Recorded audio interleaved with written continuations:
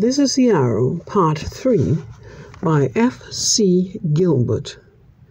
You're listening to Podcast Story, Monikka Arrow, The Battle of Sector Ridge, Part 3. In the heat of this battle, Arrow's eyes bulge as the sunk beast climbs out of the red sand, standing on two legs. The beast is 12 feet tall. The creature's eyes are at the far corner of its face and are red like fire, causing all to freeze in fear if they stare too long upon them. Sharp, spiny teeth populate a mouth the size of a small car. Its onyx-colored skin cascades upward as rapidly as a burning flame. It is known through the galaxy for its brutality and will only feast when it is alone.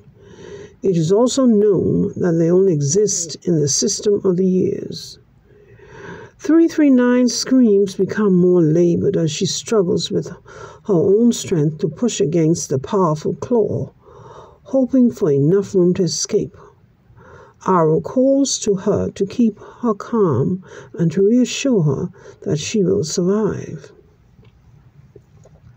Mechna's gunfire rings out, pulling his attention to Kolchak as he opens fire on the sunk that had captured his sister in the same way. Indeed, all of the other exposed soldiers have been grabbed by these horrific beasts in the past. Angrily, his attention turns to the nightmare creature before him. He grits his teeth, then opens full automatic fire directly into the chest of the beast. Like bullets hitting the surface of a flowing river, so too is the visual effect of the rounds going into its flesh. It puts up its free arm to shield its face. It is only after Monikka empties 3 magazines into it does it fight back, knocking him off his feet. The beast tries to run him through with its claw, but Monikka puts 2 rounds into it. The creature screams, withdrawing its claw. It screams at Monikka before it turns to run away with 339. Monikka looks to his comrades as they use their jib blades to free themselves, starting with Kolchak freeing Karin by severing the legs of the creature. Monikka gives chase to save 339. He must get to her before she reaches the enemy lines. Easily, he catches up. He jumps onto the monster's back with his jib blade extended. He jams the blade through the upper back, holding onto it as he jumps it to the ground. He uses his weight to help quickly dissect the creature. This has a grave effect. It falls forward to the ground as its body collapses inwardly. He pries open its claw to save the grateful hostage. They run back to the line under heavy cover fire. Returning to the line and with weapons up, they all fire return at the enemy.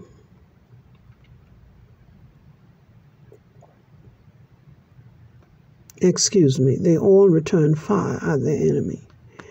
The enemy stops a mile away only to allow the artillery to pound their Nishan shields.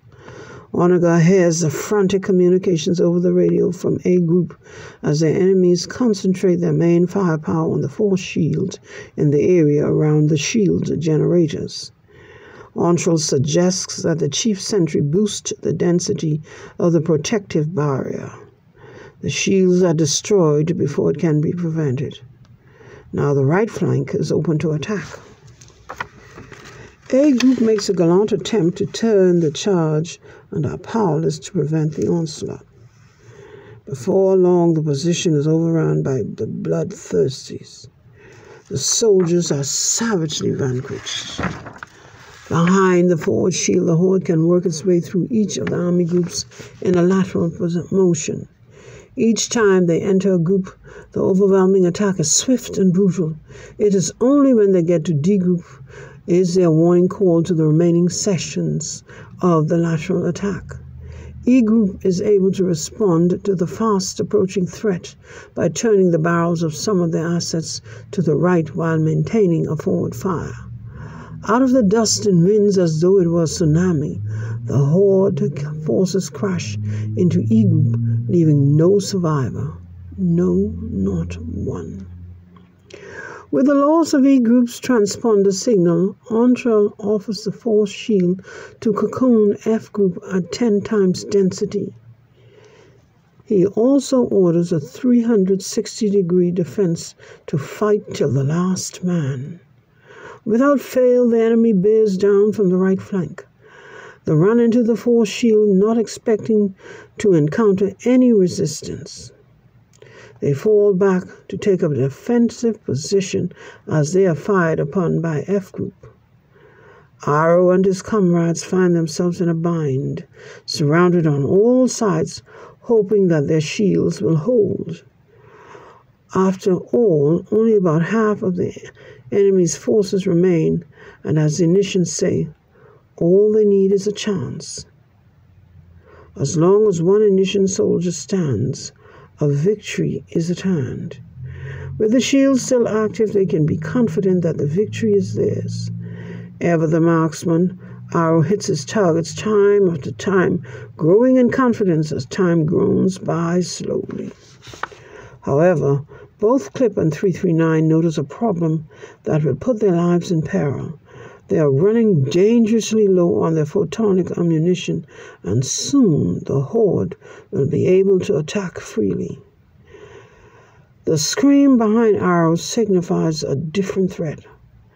A sunk beast climbs up through the only loose sand near the medic poured. It is instantly attacked by the forces near it. The beast, however, is not interested in stealing a meal. Rather, it tries to go after the shield generators. The rounds only slow it down. Arrow tells his comrades to use their blades to kill the beast.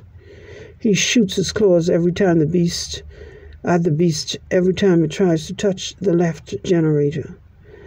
As it turns to shriek in demonstration of its anger at Onaga, the jub blades cut off its legs at the knees.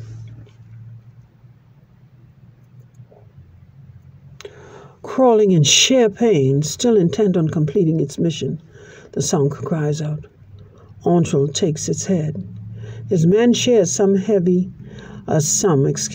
already emptied their weapons. Under continued bombardment, Entrell gives the Enithian speech of honor. My comrades, what are we today? What were we in the past, and what will we be in the future? We are Enithians. We have many friends and we have many allies, but we have no equals. As we stretch beyond the 7 systems, we ensure peace and safety throughout the 9 galaxies. With war, there will be peace. For the young ones of Enith, as far as the young of Ongar 6, you have fought bravely today, and you will continue to do so because you know no fear. You stared into the eyes of the enemy, and he was afraid. Your names will be remembered. You will be celebrated for 1,000 generations, and they will name their children after you. Hold your ground. Fight till the last man, and you will live for 10,000 years. They all cheer loudly, and those who still have loaded weapons join with the cannons, artillery, and mortar in an ironclad defense. One by one, even the cannons fall silently until only Clip can return fire. Soon, even as he fires his last shot, the enemy deduces the lack of firepower. They charge in. The deafening silence is ended as photonic bombs rain down on the horde, scattering them to the hope of safety and cover. Those who flee are straight by Enithian starjets, leaving none standing. The skiffs arrive to evacuate F Group and the casualties back to the command post. They are greeted by the chief inspector, who heaps praise on the finest soldiers of the Enith. He promises to put in a request for a promotion for Entrell and a promotion for Arrow. As for now, their mission has been completed, and they are returned to Enith with Merton's prisoners of war. Also, as they are loaded onto the landing skiffs under heavy guard, Onaga and 339 says their goodbye. She has grown very fond of him. He admires her. They exchange transponder numbers and agree to stay in touch. A warm embrace with a kiss begins after she pulls him towards her. A jealous Karen watches them unnoticed. 339 waves to him as he embarks onto the vessel with tears in eyes, giving him a genuine sense of appreciation. Moments later, they all return to the Panther to begin the short jump back to Enith. This is the conclusion of The Arrow, Part 3, by F.C. Gilbert. Monikka Arrow, The Battle of Sector Ridge is a production of Infar Media and the Region Media Group. You have been listening to podcast stories, Monikka Arrow, The Battle of Sector Ridge. If you would like to hear more podcast stories, please like and subscribe to the Infar One channel and activate the bell icon. Thank you.